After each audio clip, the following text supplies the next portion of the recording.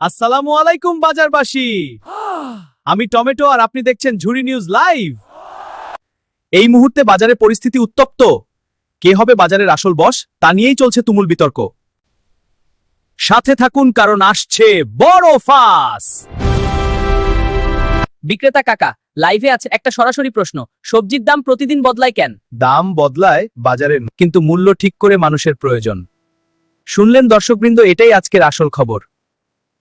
আমি ছাড়া রান্না শুরুই হয় না, বুঝছো? জনপ্রিয়তা দেখেছ, ভর্তা মানেই আমি। তোরা দুইজনই ফিকে, ঝাল ছাড়া মানুষ টিকবে? আমাকে কাটলেই আবেগ বের হয়। এসে সবাই একই হাড়িতে যাই, এত ইগো কিসের? কাকা, আলুর দাম কত? আলু 50 টাকা কেজি। আর বেগুন? বেগুন 80 টাকা কেজি। কাকা, 1 কেজি আলু আর আধা কেজি বেগুন দেন। আচ্ছা মা, দিচ্ছি। ঠিক আছে কাকা, বিলটা বলেন।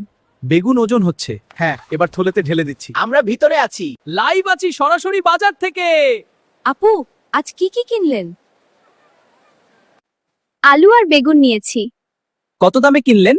আলু 50 টাকা, বেগুন 80 টাকা। শুনলেন দর্শক, বাজার কিন্তু গরম। আজকের মতো এখানেই শেষ, দেখা হবে অন্য কোনো বাজারে। আরো খবর পেতে এখনই সাবস্ক্রাইব করো আজব আলাপ চ্যানেলে।